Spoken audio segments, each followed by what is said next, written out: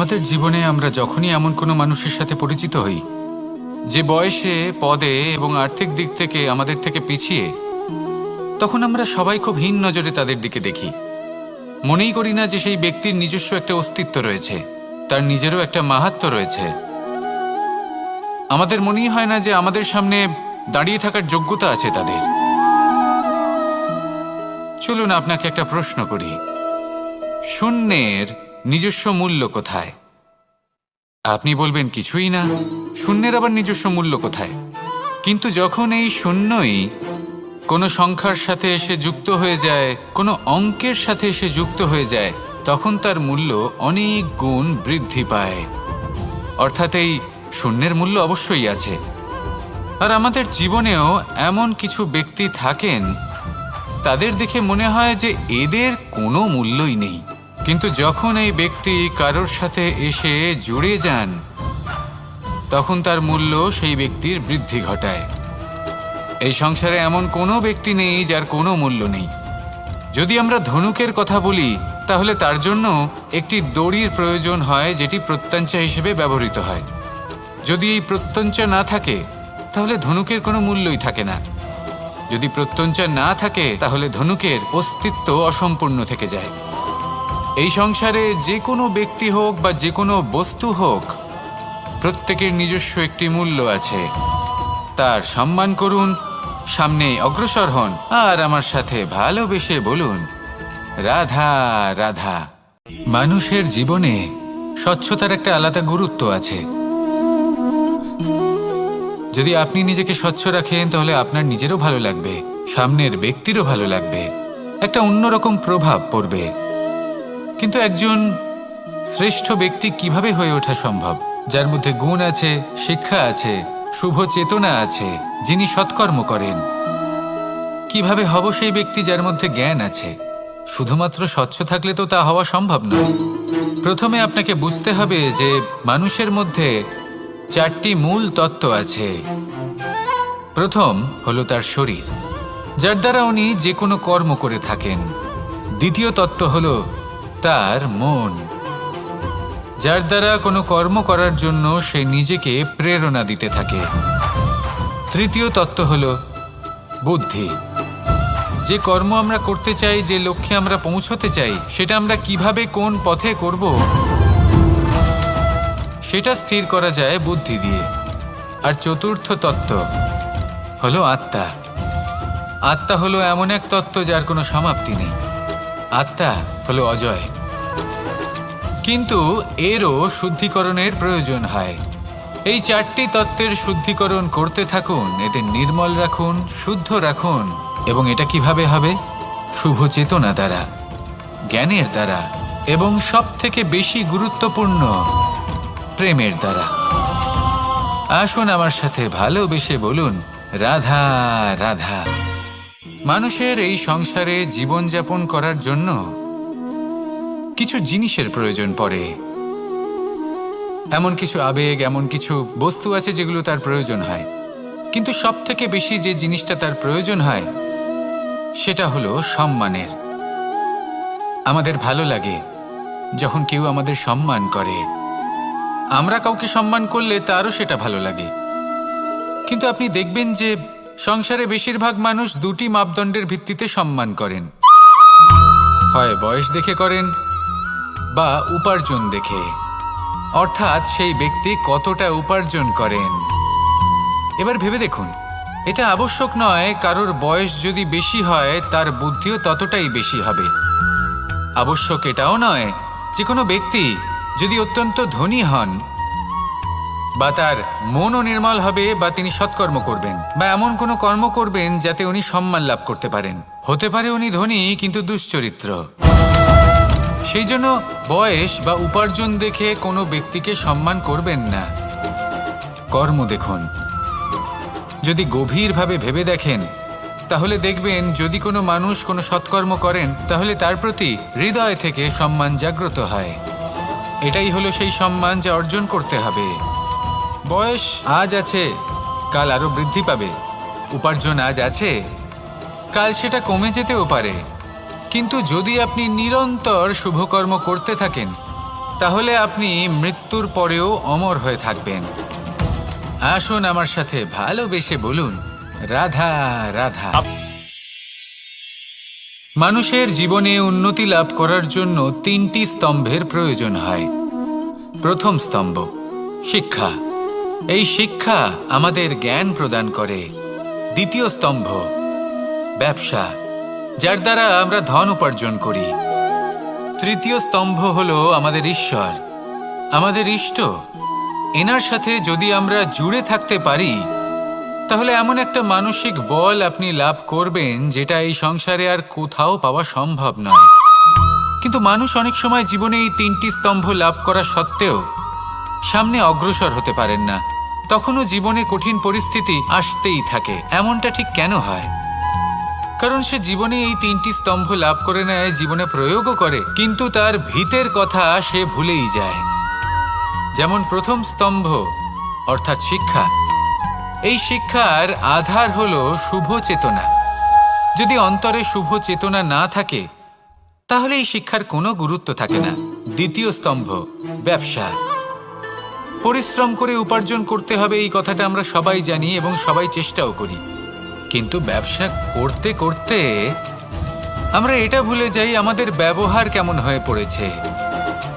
এই ব্যবহার যদি শুভ হয় তাহলে আমাদের উপার্জন আস্তে আস্তে একটা স্থির জায়গায় এসে পৌঁছবে। এবং তৃতীয় স্তম্ভ আমাদের ভগবান। যদি ওনার স্মরণে আপনি যেতে চান তাহলে তার পূর্বে নিজের মা বাবাকে সেবা করুন, তাদের যত্ন করুন, তাদেরকে ভালোবাসুন, কারণ ওনারাই হলেন এই সংসারে আপনার সবথেকে বড় ইষ্ট।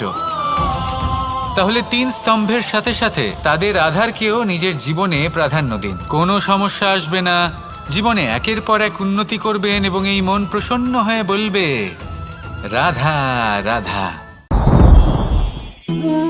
সুখ, দুঃখ এবং শক্তি, এই 3 হলো এই সংসারের ত্রিদেবের মতো। আমাদের জীবনে যা কিছু ঘটছে এই 3টির ভিত্তির উপরেই হচ্ছে। আসলে এই সংসারের একটা নিয়ম আছে। যখনই আপনি কিছু লাভ করেন এই সংসার আপনার পরীক্ষা নেয়। এটা জানার জন্য আপনার পরীক্ষা নেয় যে আপনি যা কিছুই লাভ করেছেন আপনি কি আদৌ সেটার যোগ্য কিনা। ঠিক সেইভাবেই এই সুখ, দুঃখ এবং শক্তি আপনার পরীক্ষা নিয়ে থাকে। যখন সুখ আসে তখন সে আপনার পরীক্ষা নেয় যে আপনার মধ্যে অহংবোধ জাগ্রত হয়নি তো। যদি অহংবোধ চলে আসে তাহলে সুখ সেখানেই সঙ্গ ত্যাগ করে। দুঃখ আপনার ধৈর্যের পরীক্ষা নিতে থাকে, আর যদি আপনার মধ্যে ধৈর্য না থাকে তাহলে এটা আপনাকে আরো বেশি দুঃখের গভীর অন্ধকারে ঠেলে দেবে। সেখানে শক্তি পরীক্ষা নেয় আপনার বিনম্রতার। যদি আপনি বিনম্র না হন তাহলে হয় এই শক্তি আপনার সঙ্গ ত্যাগ করবে, নয় এই শক্তি বিনম্রতার অভাবে আপনার পতনের কারণ হতে পারে। এই সংসারে যে কোনো ব্যক্তি যিনি এই পরীক্ষায় উত্তীর্ণ হয়ে থাকেন এই জীবনে তিনি সাফল্য লাভ করেন। আসুন আমার সাথে ভালোবেসে বলুন, রাধা রাধা। ভয়ের সাথে আমরা সবাই পরিচিত, কষ্টও আমরা সবাই পেয়েছি। কখনো কখনো আমরা অসুস্থ হয়ে পড়ি, আর এমন সময় হলে মাতার মমতা, কখনো বাবার স্নেহ, কখনো বন্ধুদের পাশে থাকার অনুভূতি আমাদের রোগ নিরাময়ে সাহায্য করে। কখনো যদি আমরা নিরাশ হয়ে পড়ি তখন যদি আমাদের কোনো আপনজন আমাদের দুটো ভালো কথা বলে তখন আমাদের মনোবল বেড়ে যায়। ঠিক তেমন সংসারের এই রঙ্গমঞ্চে যদি আপনি পীড়িত অনুভব করেন কিছু শুভ কথা আলোচনা করুন, কিছু স্তুতি গান করুন, কিছু মুহূর্তের জন্য হলেও নিজের ইষ্টদেবের কথা স্মরণ করুন আর প্রার্থনা করুন। সাহস বাড়বে, শক্তিও বৃদ্ধি পাবে এবং সামনে এগিয়ে চলার পথও দেখতে পাবেন। তখন এই মন প্রসন্ন হয়ে বলবে, রাধা রাধা। মানুষের জীবনে উন্নতি লাভ করার জন্য 3টি স্তম্ভের প্রয়োজন হয়।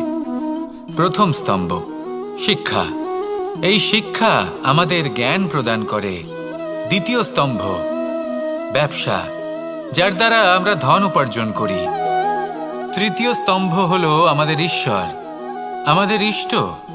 এনার সাথে যদি আমরা জুড়ে থাকতে পারি তাহলে এমন একটা মানসিক বল আপনি লাভ করবেন যেটা এই সংসারে আর কোথাও পাওয়া সম্ভব নয়। কিন্তু মানুষ অনেক সময় জীবনে এই তিনটি স্তম্ভ লাভ করা সত্ত্বেও সামনে অগ্রসর হতে পারেন না। তখনও জীবনে কঠিন পরিস্থিতি আসতেই থাকে। এমনটা ঠিক কেন হয়? কারণ সে জীবনে এই তিনটি স্তম্ভ লাভ করে নেয়, জীবনে প্রয়োগও করে, কিন্তু তার ভিতের কথা সে ভুলেই যায়। যেমন প্রথম স্তম্ভ অর্থাৎ শিক্ষা। এই শিক্ষার আধার হলো শুভ চেতনা। যদি অন্তরে শুভ চেতনা না থাকে তাহলে এই শিক্ষার কোনো গুরুত্ব থাকে না। দ্বিতীয় স্তম্ভ ব্যবসা।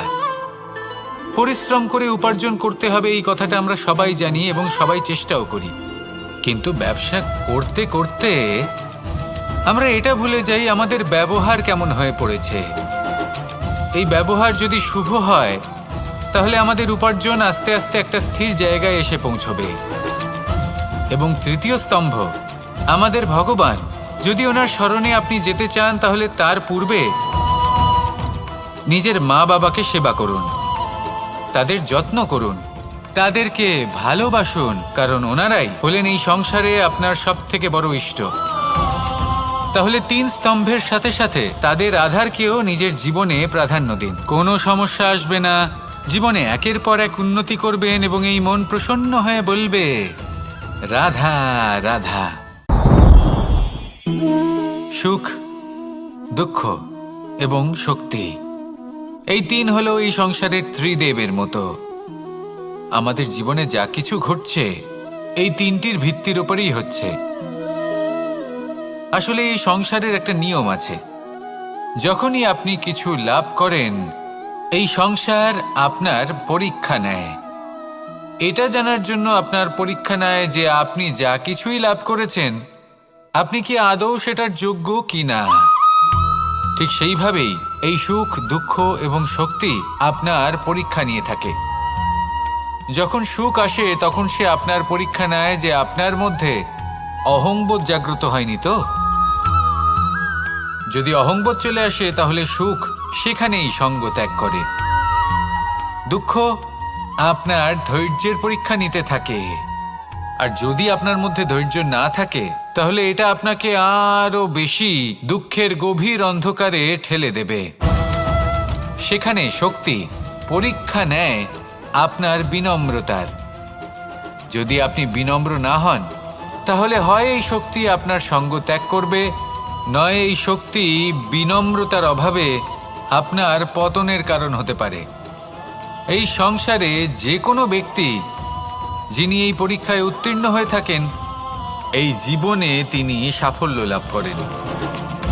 আসুন আমার সাথে ভালোবেসে বলুন রাধা রাধা। ভয়ের সাথে আমরা সবাই পরিচিত, কষ্টও আমরা সবাই পেয়েছি। কখনো কখনো আমরা অসুস্থ হয়ে পড়ি, আর এমন সময় হলে মাতার মমতা, কখনো বাবার স্নেহ, কখনো বন্ধুদের পাশে থাকার অনুভূতি আমাদের রোগ নিরাময়ে সাহায্য করে।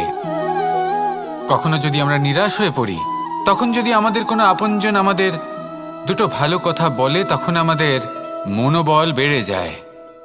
ঠিক তেমন সংসারের এই রঙ্গমঞ্চে যদি আপনি পীড়িত অনুভব করেন,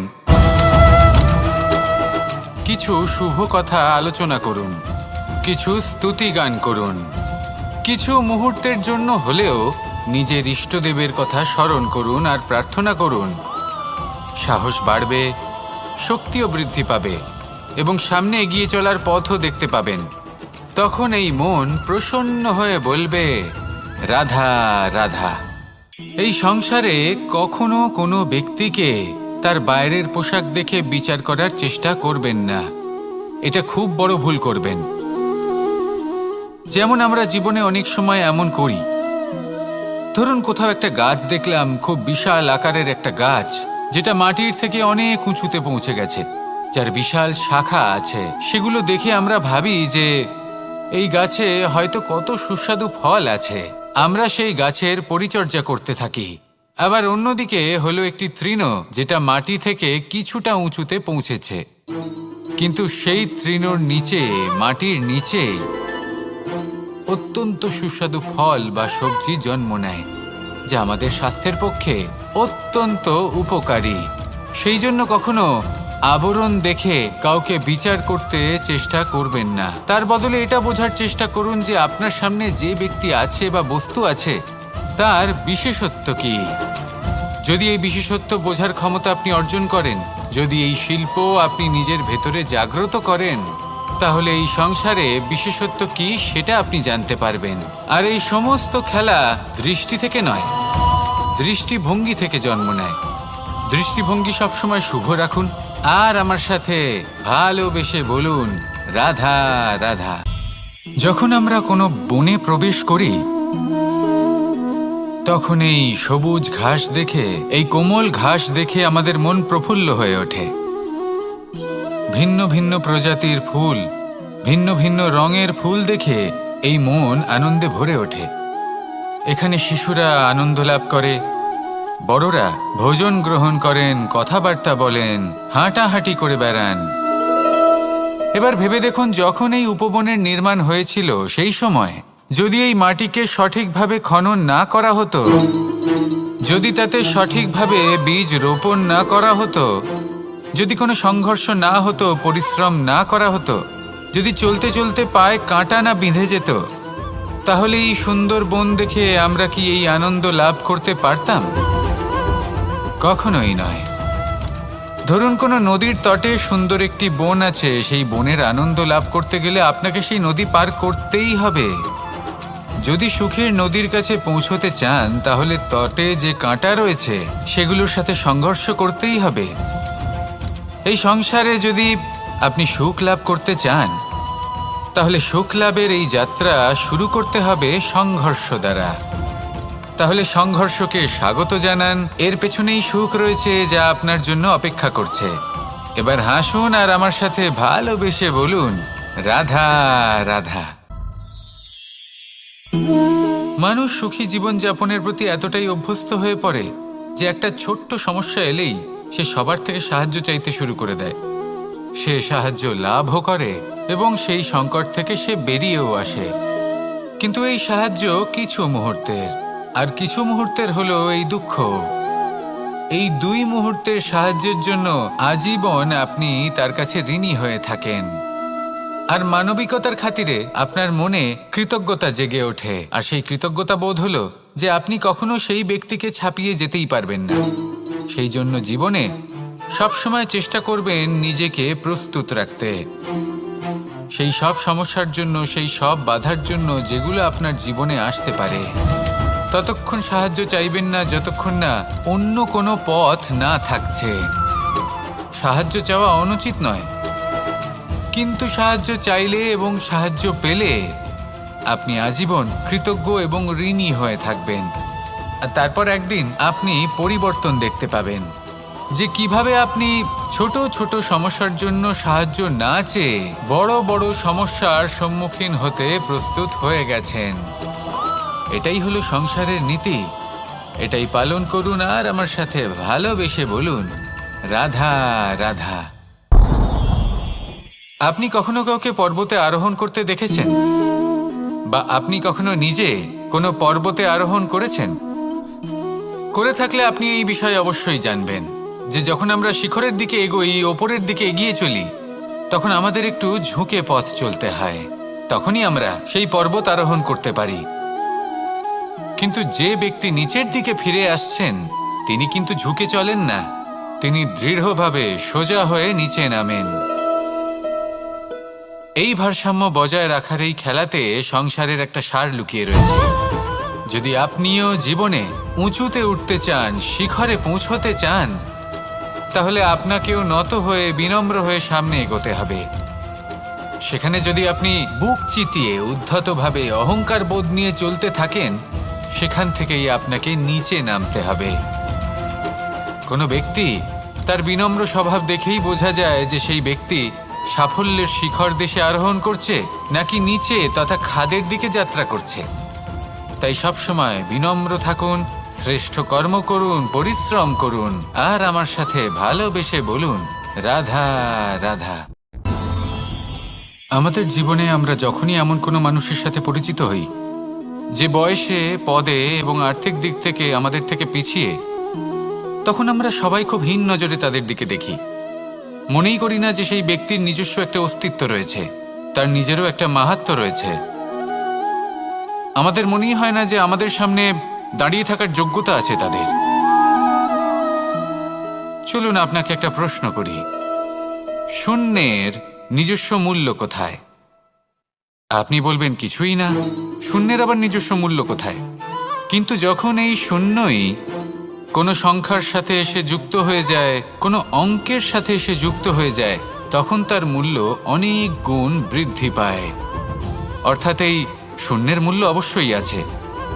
আর আমাদের জীবনেও এমন কিছু ব্যক্তি থাকেন, তাদের দেখে মনে হয় যে এদের কোনো মূল্যই নেই। কিন্তু যখন এই ব্যক্তি কারোর সাথে এসে জুড়ে যান, তখন তার মূল্য সেই ব্যক্তির বৃদ্ধি ঘটায়। এই সংসারে এমন কোনো ব্যক্তি নেই যার কোনো মূল্য নেই। যদি আমরা ধনুকের কথা বলি, তাহলে তার জন্য একটি দড়ির প্রয়োজন হয়, যেটি প্রত্যঞ্চা হিসেবে ব্যবহৃত হয়। যদি এই প্রত্যঞ্চা না থাকে, তাহলে ধনুকের কোনো মূল্যই থাকে না।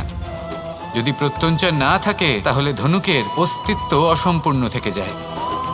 এই সংসারে যে কোনো ব্যক্তি হোক বা যে কোনো বস্তু হোক, প্রত্যেকের নিজস্ব একটি মূল্য আছে। তার সম্মান করুন, সামনে অগ্রসর হন, আর আমার সাথে ভালোবেসে বলুন, রাধা রাধা। মানুষের জীবনে স্বচ্ছতার একটা আলাদা গুরুত্ব আছে। যদি আপনি নিজেকে স্বচ্ছ রাখেন, তাহলে আপনার নিজেরও ভালো লাগবে, সামনের ব্যক্তিরও ভালো লাগবে, একটা অন্যরকম প্রভাব পড়বে। কিন্তু একজন শ্রেষ্ঠ ব্যক্তি কিভাবে হয়ে ওঠা সম্ভব? যার মধ্যে গুণ আছে, শিক্ষা আছে, শুভ চেতনা আছে, যিনি সৎকর্ম করেন। কিভাবে হব সেই ব্যক্তি যার মধ্যে জ্ঞান আছে? শুধুমাত্র স্বচ্ছ থাকলে তো তা হওয়া সম্ভব নয়। প্রথমে আপনাকে বুঝতে হবে যে মানুষের মধ্যে 4টি মূল তত্ত্ব আছে। প্রথম হলো তার শরীর, যার দ্বারা উনি যে কোনো কর্ম করে থাকেন। দ্বিতীয় তত্ত্ব হলো তার মন, যার দ্বারা কোনো কর্ম করার জন্য সে নিজেকে প্রেরণা দিতে থাকে। তৃতীয় তত্ত্ব হলো বুদ্ধি, যে কর্ম আমরা করতে চাই, যে লক্ষ্যে আমরা পৌঁছতে চাই, সেটা আমরা কিভাবে কোন পথে করব, সেটা স্থির করা যায় বুদ্ধি দিয়ে। আর চতুর্থ তত্ত্ব হলো আত্মা। আত্মা হলো এমন এক তত্ত্ব যার কোনো সমাপ্তি নেই। আত্মা হলো অজয়। কিন্তু এরও শুদ্ধিকরণের প্রয়োজন হয়। এই 4টি তত্ত্বের শুদ্ধিকরণ করতে থাকুন, এদের নির্মল রাখুন, শুদ্ধ রাখুন। এবং এটা কিভাবে হবে? শুভ চেতনা দ্বারা, জ্ঞানের দ্বারা, এবং সব থেকে বেশি গুরুত্বপূর্ণ প্রেমের দ্বারা। আসুন আমার সাথে ভালোবেসে বলুন, রাধা রাধা। মানুষের এই সংসারে জীবনযাপন করার জন্য কিছু জিনিসের প্রয়োজন পড়ে। এমন কিছু আবেগ, এমন কিছু বস্তু আছে যেগুলো তার প্রয়োজন হয়। কিন্তু সব থেকে বেশি যে জিনিসটা তার প্রয়োজন হয়, সেটা হলো সম্মানের। আমাদের ভালো লাগে যখন কেউ আমাদের সম্মান করে। আমরা কাউকে সম্মান করলে তারও সেটা ভালো লাগে। কিন্তু আপনি দেখবেন যে সংসারে বেশিরভাগ মানুষ 2টি মাপদণ্ডের ভিত্তিতে সম্মান করেন। হয় বয়স দেখে করেন বা উপার্জন দেখে, অর্থাৎ সেই ব্যক্তি কতটা উপার্জন করেন। এবার ভেবে দেখুন, এটা আবশ্যক নয় কারোর বয়স যদি বেশি হয় তার বুদ্ধিও ততটাই বেশি হবে। আবশ্যক এটাও নয় যে কোনো ব্যক্তি যদি অত্যন্ত ধনী হন বা তার মনও নির্মল হবে বা তিনি সৎকর্ম করবেন বা এমন কোনো কর্ম করবেন যাতে উনি সম্মান লাভ করতে পারেন। হতে পারে উনি ধনী কিন্তু দুশ্চরিত্র। সেই জন্য বয়স বা উপার্জন দেখে কোনো ব্যক্তিকে সম্মান করবেন না। কর্ম দেখুন। যদি গভীরভাবে ভেবে দেখেন, তাহলে দেখবেন যদি কোনো মানুষ কোনো সৎকর্ম করেন, তাহলে তার প্রতি হৃদয় থেকে সম্মান জাগ্রত হয়। এটাই হলো সেই সম্মান যা অর্জন করতে হবে।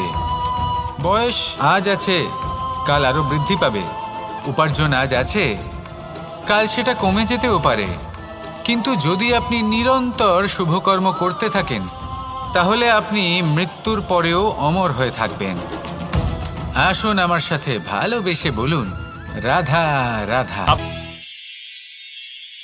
মানুষের জীবনে উন্নতি লাভ করার জন্য 3টি স্তম্ভের প্রয়োজন হয়। প্রথম স্তম্ভ শিক্ষা। এই শিক্ষা আমাদের জ্ঞান প্রদান করে। দ্বিতীয় স্তম্ভ ব্যবসা, যার দ্বারা আমরা ধন উপার্জন করি। তৃতীয় স্তম্ভ হলো আমাদের ঈশ্বর, আমাদের ইষ্ট। এনার সাথে যদি আমরা জুড়ে থাকতে পারি তাহলে এমন একটা মানসিক বল আপনি লাভ করবেন যেটা এই সংসারে আর কোথাও পাওয়া সম্ভব নয়। কিন্তু মানুষ অনেক সময় জীবনে এই 3টি স্তম্ভ লাভ করা সত্ত্বেও সামনে অগ্রসর হতে পারেন না। তখনও জীবনে কঠিন পরিস্থিতি আসতেই থাকে। এমনটা ঠিক কেন হয়? কারণ সে জীবনে এই 3টি স্তম্ভ লাভ করে নেয়, জীবনে প্রয়োগও করে, কিন্তু তার ভিতের কথা সে ভুলেই যায়। যেমন প্রথম স্তম্ভ অর্থাৎ শিক্ষা। এই শিক্ষার আধার হলো শুভ চেতনা। যদি অন্তরে শুভ চেতনা না থাকে তাহলে এই শিক্ষার কোনো গুরুত্ব থাকে না। দ্বিতীয় স্তম্ভ ব্যবসা। পরিশ্রম করে উপার্জন করতে হবে, এই কথাটা আমরা সবাই জানি এবং সবাই চেষ্টাও করি। কিন্তু ব্যবসা করতে করতে আমরা এটা ভুলে যাই আমাদের ব্যবহার কেমন হয়ে পড়েছে। এই ব্যবহার যদি শুভ হয় তাহলে আমাদের উপার্জন আস্তে আস্তে একটা স্থির জায়গায় এসে পৌঁছবে। এবং তৃতীয় স্তম্ভ আমাদের ভগবান। যদি ওনার স্মরণে আপনি যেতে চান তাহলে তার পূর্বে নিজের মা বাবাকে সেবা করুন, তাদের যত্ন করুন, তাদেরকে ভালোবাসুন, কারণ ওনারাই হলেন এই সংসারে আপনার সবথেকে বড় ইষ্ট। তাহলে 3 স্তম্ভের সাথে সাথে তাদের আধারকেও নিজের জীবনে প্রাধান্য দিন। কোনো সমস্যা আসবে না, জীবনে একের পর এক উন্নতি করবেন এবং এই মন প্রসন্ন হয়ে বলবে, রাধা রাধা। সুখ, দুঃখ এবং শক্তি, এই 3 হলো এই সংসারের ত্রিদেবের মতো। আমাদের জীবনে যা কিছু ঘটছে এই 3টির ভিত্তির উপরেই হচ্ছে। আসলে এই সংসারের একটা নিয়ম আছে, যখনই আপনি কিছু লাভ করেন এই সংসার আপনার পরীক্ষা নেয়। এটা জানার জন্য আপনার পরীক্ষা নেয় যে আপনি যা কিছুই লাভ করেছেন আপনি কি আদৌ সেটার যোগ্য কি না। ঠিক সেইভাবেই এই সুখ, দুঃখ এবং শক্তি আপনার পরীক্ষা নিয়ে থাকে। যখন সুখ আসে তখন সে আপনার পরীক্ষা নেয় যে আপনার মধ্যে অহংবোধ জাগ্রত হয়নি তো। যদি অহংবোধ চলে আসে তাহলে সুখ সেখানেই সঙ্গ ত্যাগ করে। দুঃখ আপনার ধৈর্যের পরীক্ষা নিতে থাকে, আর যদি আপনার মধ্যে ধৈর্য না থাকে তাহলে এটা আপনাকে আরো বেশি দুঃখের গভীর অন্ধকারে ঠেলে দেবে। সেখানে শক্তি পরীক্ষা নেয় আপনার বিনম্রতার।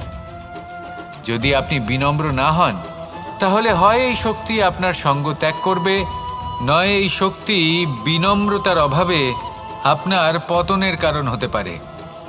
এই সংসারে যে কোনো ব্যক্তি যিনি এই পরীক্ষায় উত্তীর্ণ হয়ে থাকেন এই জীবনে তিনি সাফল্য লাভ করেন।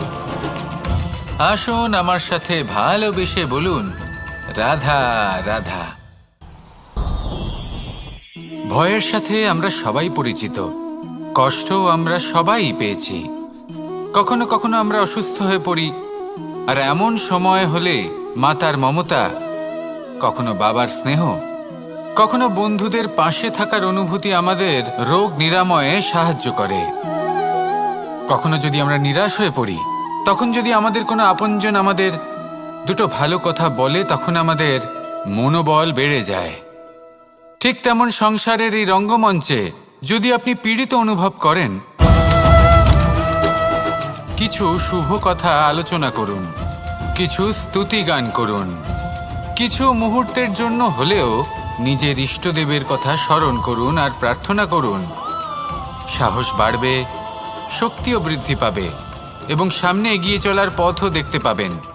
তখন এই মন প্রসন্ন হয়ে বলবে, রাধা রাধা। মানুষের জীবনে উন্নতি লাভ করার জন্য তিনটি স্তম্ভের প্রয়োজন হয়। প্রথম স্তম্ভ শিক্ষা। এই শিক্ষা আমাদের জ্ঞান প্রদান করে। দ্বিতীয় স্তম্ভ ব্যবসা, যার দ্বারা আমরা ধন উপার্জন করি। তৃতীয় স্তম্ভ হলো আমাদের ঈশ্বর, আমাদের ইষ্ট। এনার সাথে যদি আমরা জুড়ে থাকতে পারি তাহলে এমন একটা মানসিক বল আপনি লাভ করবেন যেটা এই সংসারে আর কোথাও পাওয়া সম্ভব নয়। কিন্তু মানুষ অনেক সময় জীবনে এই তিনটি স্তম্ভ লাভ করা সত্ত্বেও সামনে অগ্রসর হতে পারেন না। তখনও জীবনে কঠিন পরিস্থিতি আসতেই থাকে। এমনটা ঠিক কেন হয়? কারণ সে জীবনে এই তিনটি স্তম্ভ লাভ করে নেয়, জীবনে প্রয়োগও করে, কিন্তু তার ভিতের কথা সে ভুলেই যায়। যেমন প্রথম স্তম্ভ অর্থাৎ শিক্ষা। এই শিক্ষার আধার হলো শুভ চেতনা। যদি অন্তরে শুভ চেতনা না থাকে তাহলে এই শিক্ষার কোনো গুরুত্ব থাকে না। দ্বিতীয় স্তম্ভ ব্যবসা। পরিশ্রম করে উপার্জন করতে হবে, এই কথাটা আমরা সবাই জানি এবং সবাই চেষ্টাও করি। কিন্তু ব্যবসা করতে করতে আমরা এটা ভুলে যাই আমাদের ব্যবহার কেমন হয়ে পড়েছে। এই ব্যবহার যদি শুভ হয় তাহলে আমাদের উপার্জন আস্তে আস্তে একটা স্থির জায়গায় এসে পৌঁছবে। এবং তৃতীয় স্তম্ভ আমাদের ভগবান।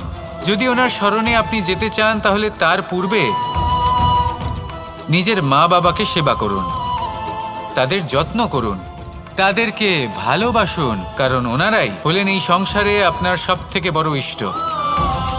তাহলে তিন স্তম্ভের সাথে সাথে তাদের আধারকেও নিজের জীবনে প্রাধান্য দিন। কোনো সমস্যা আসবে না, জীবনে একের পর এক উন্নতি করবেন এবং এই মন প্রসন্ন হয়ে বলবে রাধা রাধা। সুখ, দুঃখ এবং শক্তি, এই তিন হলো এই সংসারের ত্রিদেবের মতো। আমাদের জীবনে যা কিছু ঘটছে এই তিনটির ভিত্তির উপরেই হচ্ছে। আসলে এই সংসারের একটা নিয়ম আছে, যখনই আপনি কিছু লাভ করেন এই সংসার আপনার পরীক্ষা নেয়। এটা জানার জন্য আপনার পরীক্ষা নেয় যে আপনি যা কিছুই লাভ করেছেন আপনি কি আদৌ সেটার যোগ্য কি না। ঠিক সেইভাবেই এই সুখ, দুঃখ এবং শক্তি আপনার পরীক্ষা নিয়ে থাকে। যখন সুখ আসে তখন সে আপনার পরীক্ষা নেয় যে আপনার মধ্যে অহংবোধ জাগ্রত হয়নি তো। যদি অহংবোধ চলে আসে তাহলে সুখ সেখানেই সঙ্গ ত্যাগ করে। দুঃখ আপনার ধৈর্যের পরীক্ষা নিতে থাকে, আর যদি আপনার মধ্যে ধৈর্য না থাকে তাহলে এটা আপনাকে আরো বেশি দুঃখের গভীর অন্ধকারে ঠেলে দেবে। সেখানে শক্তি পরীক্ষা নেয় আপনার বিনম্রতার। যদি আপনি বিনম্র না হন তাহলে হয় এই শক্তি আপনার সঙ্গ ত্যাগ করবে, নয় এই শক্তি বিনম্রতার অভাবে আপনার পতনের কারণ হতে পারে। এই সংসারে যে কোনো ব্যক্তি যিনি এই পরীক্ষায় উত্তীর্ণ হয়ে থাকেন এই জীবনে তিনি সাফল্য লাভ করেন। আসুন আমার সাথে ভালোবেসে বলুন রাধা রাধা। ভয়ের সাথে আমরা সবাই পরিচিত, কষ্টও আমরা সবাই পেয়েছি। কখনো কখনো আমরা অসুস্থ হয়ে পড়ি, আর এমন সময় হলে মাতার মমতা, কখনো বাবার স্নেহ, কখনো বন্ধুদের পাশে থাকার অনুভূতি আমাদের রোগ নিরাময়ে সাহায্য করে। কখনো যদি আমরা নিরাশ হয়ে পড়ি, তখন যদি আমাদের কোনো আপনজন আমাদের দুটো ভালো কথা বলে তখন আমাদের মনোবল বেড়ে যায়। ঠিক তেমন সংসারের এই রঙ্গমঞ্চে যদি আপনি পীড়িত অনুভব করেন, কিছু শুভ কথা আলোচনা করুন, কিছু স্তুতি গান করুন, কিছু মুহূর্তের জন্য হলেও নিজের ইষ্টদেবের কথা স্মরণ করুন আর প্রার্থনা করুন। সাহস বাড়বে, শক্তিও বৃদ্ধি পাবে এবং সামনে এগিয়ে চলার পথও দেখতে পাবেন। তখন এই মন প্রসন্ন হয়ে বলবে রাধা রাধা। এই সংসারে কখনো কোনো ব্যক্তিকে তার বাইরের পোশাক দেখে বিচার করার চেষ্টা করবেন না, এটা খুব বড় ভুল করবেন। যেমন আমরা জীবনে অনেক সময় এমন করি, ধরুন কোথাও একটা গাছ দেখলাম, খুব বিশাল আকারের একটা গাছ যেটা মাটির থেকে অনেক উঁচুতে পৌঁছে গেছে। যার বিশাল শাখা আছে, সেগুলো দেখে আমরা ভাবি যে এই গাছে হয়তো কত সুস্বাদু ফল আছে। আমরা সেই গাছের পরিচর্যা করতে থাকি। আবার অন্যদিকে হলো একটি তৃণ, যেটা মাটি থেকে কিছুটা উঁচুতে পৌঁছেছে, কিন্তু সেই তৃণর নিচে, মাটির নিচে অত্যন্ত সুস্বাদু ফল বা সবজি জন্ম নেয়, যা আমাদের স্বাস্থ্যের পক্ষে অত্যন্ত উপকারী। সেই জন্য কখনো আবরণ দেখে কাউকে বিচার করতে চেষ্টা করবেন না। তার বদলে এটা বোঝার চেষ্টা করুন যে আপনার সামনে যে ব্যক্তি আছে বা বস্তু আছে, তার বিশেষত্ব কি। যদি এই বিশেষত্ব বোঝার ক্ষমতা আপনি অর্জন করেন, যদি এই শিল্প আপনি নিজের ভেতরে জাগ্রত করেন, তাহলে এই সংসারে বিশেষত্ব কি সেটা আপনি জানতে পারবেন। আর এই সমস্ত খেলা দৃষ্টি থেকে নয়, দৃষ্টিভঙ্গি থেকে জন্ম নেয়। দৃষ্টিভঙ্গি সবসময় শুভ রাখুন আর আমার সাথে ভালোবেসে বলুন, রাধা রাধা।